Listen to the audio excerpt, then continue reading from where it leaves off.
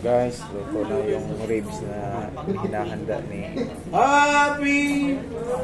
Thank you guys. Good evening guys. Ito yung courtesy of our katito Tito Alex. Luto siya ng ribs. So ano ang pangalan nito to? Baby back rib. Baby back rib. Baby back rib. So ang sarap nito. Matikman na ko na talaga yung specialty ni. Ba hindi ka pa nakakain nito to? Hindi pa to. Ha? So ngayon makakain na ako nito. So pagsalo-saluhan namin to dahil birthday ng isang katito namin si Tito Paul at dumayo din si Tito Alex, ang businessman namin katito. Kaya nag-pledge siya ng BB back rib. Dito ka din pala.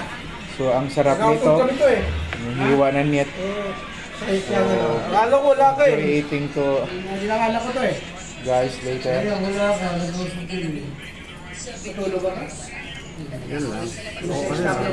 Isa talaga niya para walang kukuha ng malaki para pag talaga ma-divide kasi marami kaming kumakain kasi pag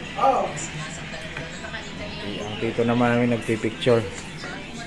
Ayan na guys, after a while we will start our dinner guys.